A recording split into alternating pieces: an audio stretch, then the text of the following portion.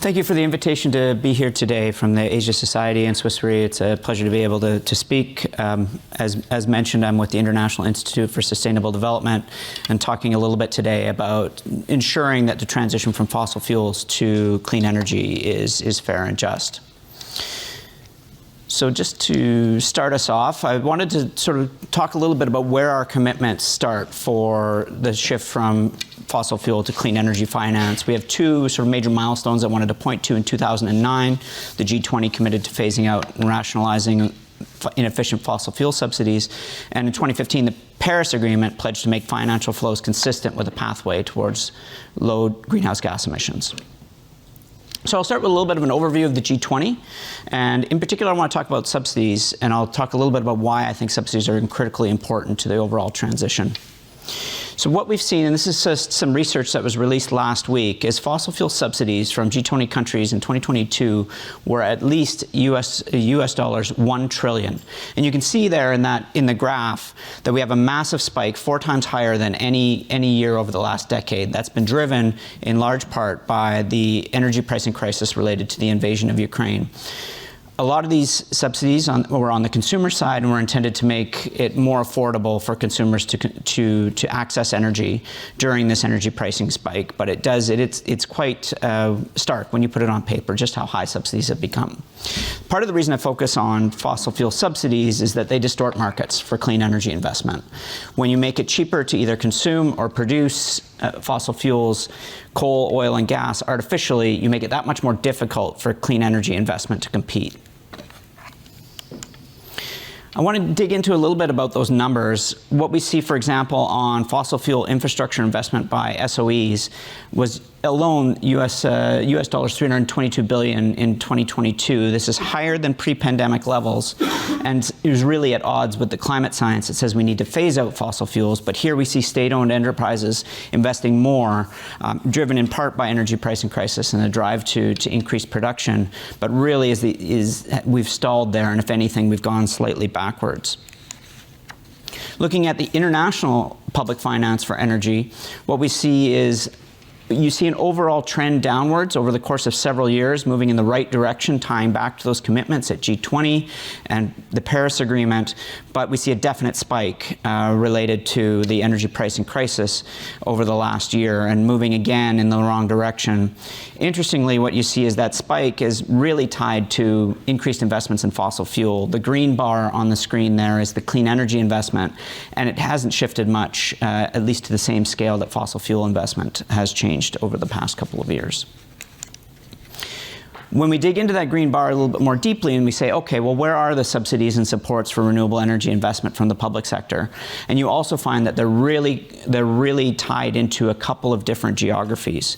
We see that the United States, Germany, and China are far out ahead of everybody else.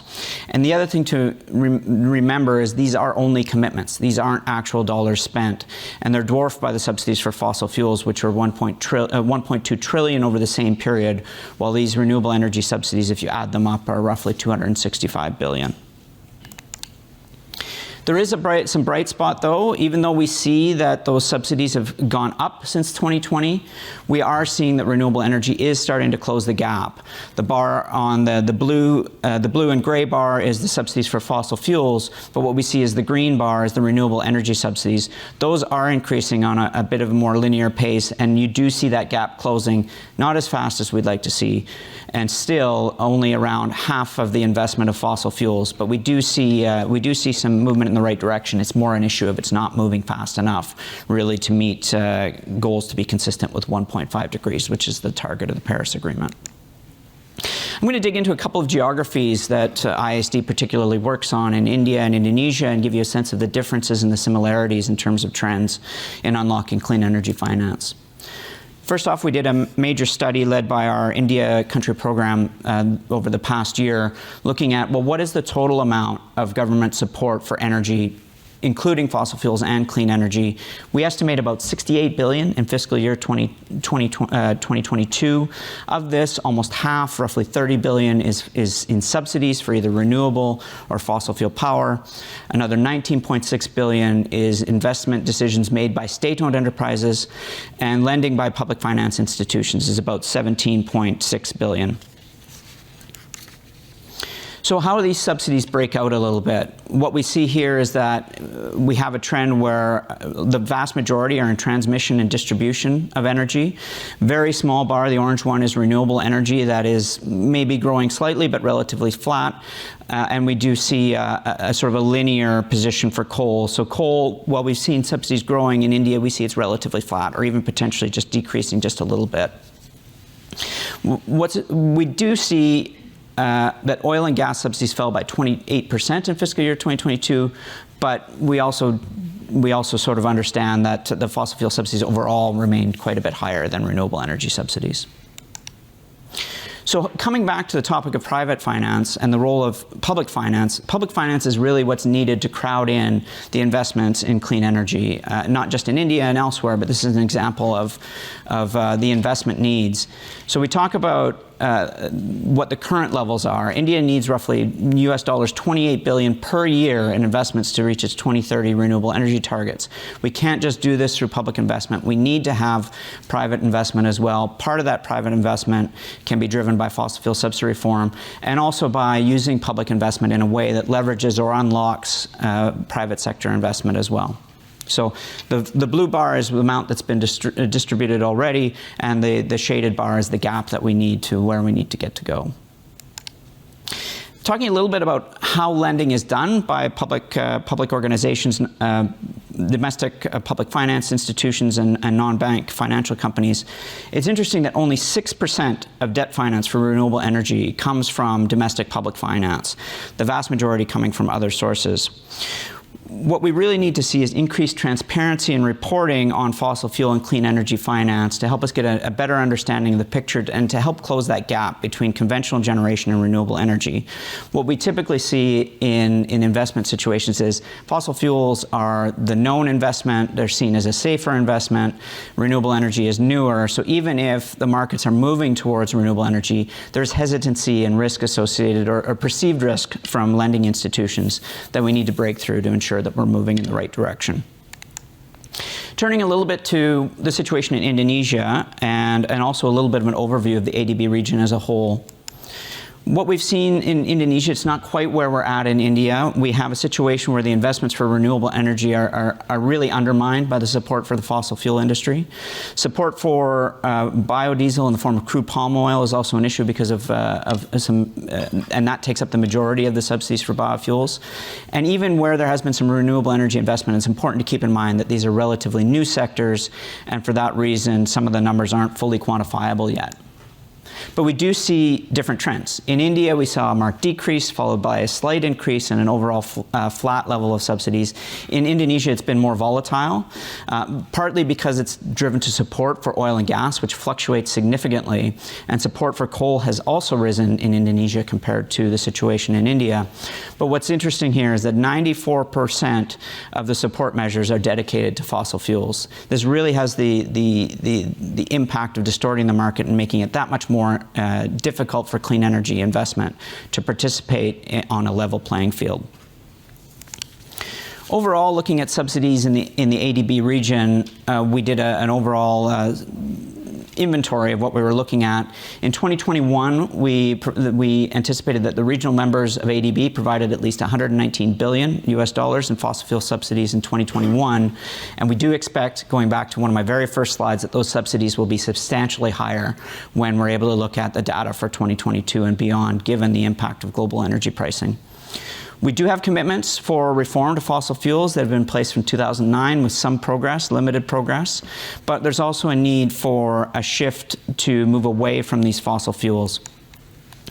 In terms of what we would like to see in terms of fossil fuel subsidy reform to unlock clean energy finance, I get asked a lot about the role of carbon pricing in unlocking clean energy investment. I think it's a critical tool, but I look at fossil fuel subsidy reform and clean energy finance as both two sides of the same coin. If you're putting a carbon price in place, but you're not addressing inherent fossil fuel subsidies that are in place in pretty much every geography in the world, it's like bailing water out of a boat that's leaking. If you don't fix the leak in the terms of the fossil fuel subsidies, you can continue bailing water eternally, and you'll never really fix the ultimate problem. You won't level the playing field for clean energy investment. So internationally, we'd like to see governments take increasing ambition and accountability in agreements on fossil fuel energy, for example, through the G20, where there is a commitment for fossil fuel subsidy reform. We'd like to see improved reporting on fossil fuel subsidies, for example, under Sustainable Development Goal 12C1, which provides a methodology that can be adopted by all countries. It's consistent, it provides transparency, and it can also get to the scale of the issue and the scale of the problem. And we'd also like to see expanded and strengthened commitments under new fora.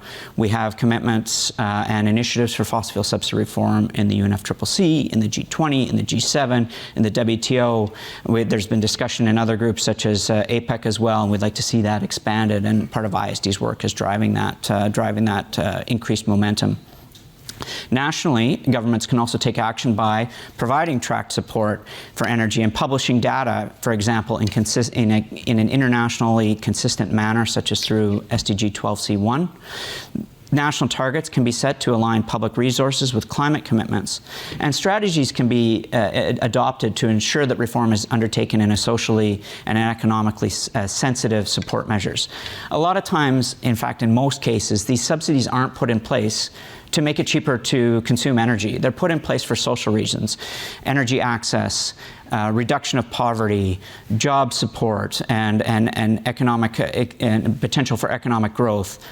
The goal isn't to make it cheaper to burn fossil fuels. So what we'd like to see is plans that help ensure that the long-term goal of poverty reduction, of those other social goals I mentioned, are achieved through other ways that don't, A, distort the market for clean energy investment, and also don't lead to the negative environmental incomes, such as the increase in greenhouse gas emissions that fossil fuels lead to.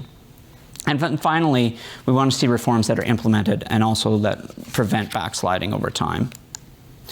Finally, I just wanted to spend a couple of moments talking about just energy transition partnerships as a model for clean energy investment in major economies. Just energy transition partnerships are relatively new. Just transition is a term that's been used for decades, back to the 1980s, in particular coming out of the labor movement.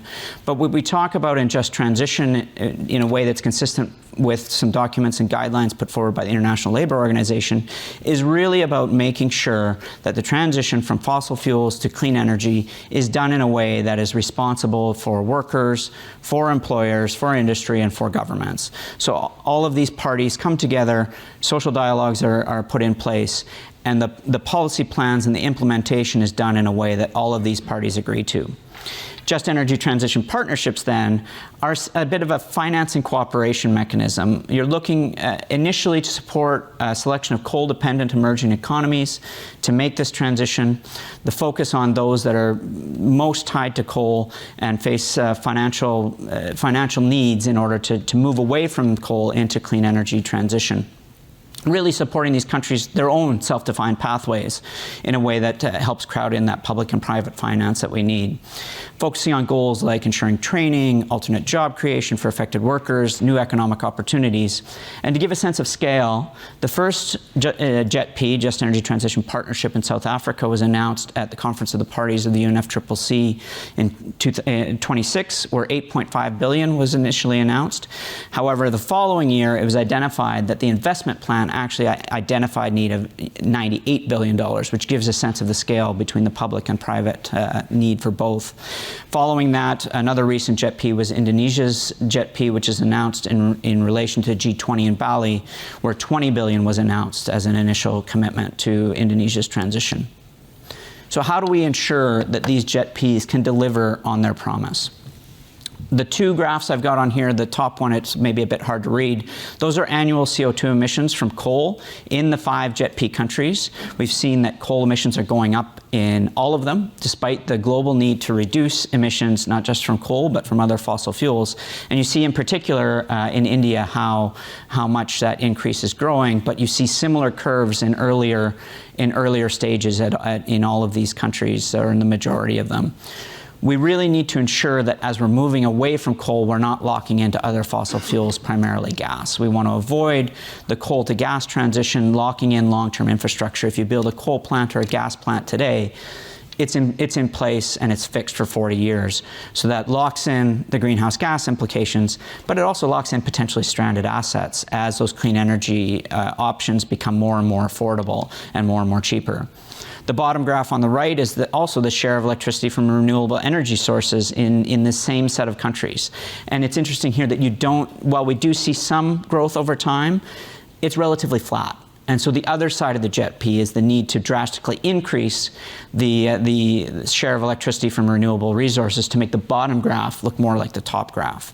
JET-Ps can be a public finance symbol and a driver for investment, for the investment community for renewable energy, if we're able to avoid and get away from some of these potential false solutions like gas or other technologies that lock in fossil fuels on the long term. That's the end of my interjection. I want to thank, in particular, you see the names of my colleagues from our India and Indonesia program on the screen as well. They led that research in India and Indonesia. They do great work. My contact info is on there as well. I'm happy to answer any questions today, but feel free also to follow up after the event. Thank you. Thank you, Philip. Thank you very much, Rob.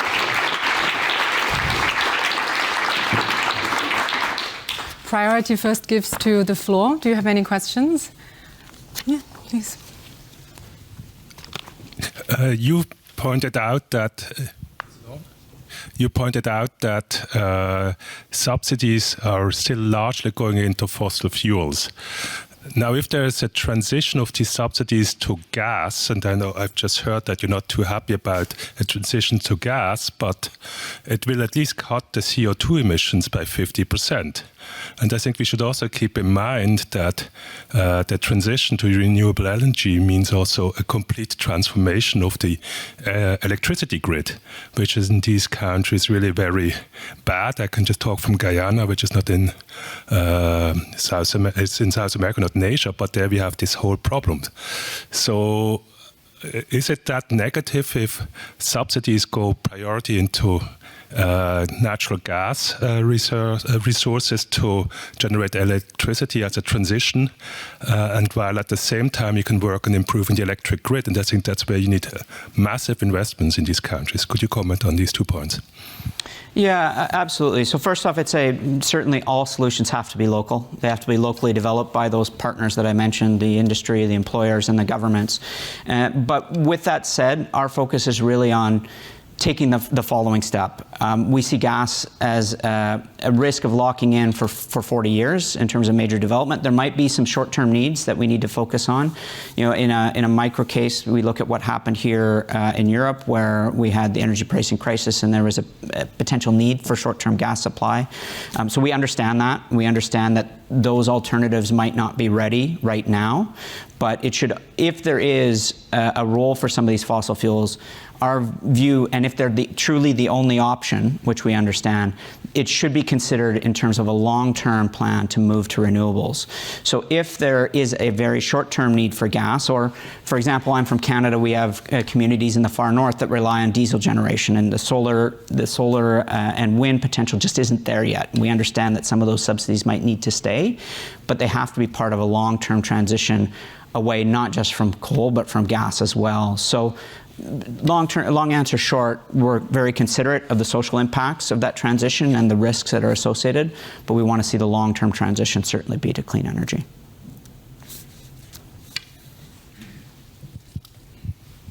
Thank you so much for the insightful discussion and the content. Just out of curiosity, would you have the numbers for the investment gap that you briefly mentioned at the global scale? Would you want to comment on how the investment gap looks for some of the major Asian economies? And the second would be a comment on the JET-P slide that you showed. Maybe the picture would, on the figure on the top, maybe the picture would look very different if we were to look at per capita CO2 emissions instead of absolute CO2 emissions? Thanks. So first off, you're absolutely right. And those countries are chosen for JET-P emissions, but because they're JET-P countries, but you're absolutely right. If we put all of the major emitters in the world on a per capita basis, it would look very different. I totally understand and agree with you on that. With regards to the question of the financing gap, I don't have those figures offhand, but feel free to write me, and if you're looking at a particular country in Asia, we can speak with my colleagues. I'd be happy to follow up. I believe my slides will be shared afterwards. The information for India is in there on that gap, and we can certainly share that report, and I think the report is linked in the slides as well, so we can certainly provide that. Thanks very much. I used to work for the World Bank in Latin America, and we pushed, before climate was really even a top priority, and we pushed energy subsidy reform there quite a bit, using sort of benefit incidence analysis, showing that actually the poorest of the poor don't get these subsidies, et cetera. But the politics were just absolutely brutal. And that's the case, I think, in many countries around the world. So, I think a lot of government officials might agree with all of your messages, but do you have any messages for how to deal with the politics of it? Yeah, there are a number of challenges, and a lot of them are political. So an example of a success story, maybe, when the current president of Indonesia, President Jokowi, came in, he campaigned on subsidy reform, but with that, a campaign on major social issues like healthcare reform as well, and was able to sell subsidy reform as a mechanism to fund some of these other initiatives. We see the same, it's very similar in carbon pricing, right? When carbon pricing came in a number of countries, it was campaignhed on with what are we going to spend that saved money on? That's the missing piece. I'm from Canada. It was contentious there for a decade. When it was eventually adopted, the key policy plank that the government put forward was, we're going to recycle these revenues back to you.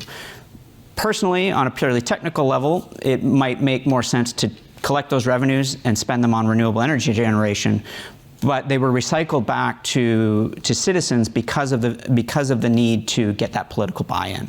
And so everybody gets a carbon tax rebate. They can go spend it on something else. They're not spending it on fossil fuels. So you see a decrease in consumption. You collect the carbon tax, but people are getting that money back. And that was really critical to seeing it through. So if you focus on how you're going to spend the saved revenue and how you're going to achieve the social goals that I mentioned, that's the big difference. And I think that's the key to success, but it's not easy. Great. I will ask one question Sure. too. So we have seen that the fossil fuel subsidies actually goes a lot to the consumption side, which is most likely in these countries people's life who would depend on high carbon economic activities. Do you see that maybe even within the domestic reform of subsidies, these subsidies can go to a greener sector that would facilitate also I would say, re-employment of the same population who were employed before in the high carbon sectors? Yeah, that's really the key to what I see as just energy transition. And it's subsidy reform revenues, it's carbon pricing revenues, and that's at the domestic level. It includes international climate finance as well. How do you assist those workers through transition? And a lot of the times, the political opposition from any sort of reforms comes from those who are most affected. So if you're putting in place not just the funding streams, but if you're collaborating on policy development with those who are most affected through a mechanism like just transition or a process like just transition, you can help deliver outcomes that workers endorse, that industry endorses. It's not easy, and you need to have really hard conversations about what does the future for coal look like? If it's a major coal-producing economy and the global demand for coal is going to decrease over the next 2 decades, you need to have those hard conversations. And the only way to really be successful at it is to have all parties at the table and invest in the sort of mechanisms that you're mentioning. I see. So it's a lot of partnerships to bring and a lot of new, I would say, technology to bring in a new type of employment opportunities. Yeah, absolutely. Absolutely. Great. Thank you so much. Thank you. Thank you. Thank you, Philip.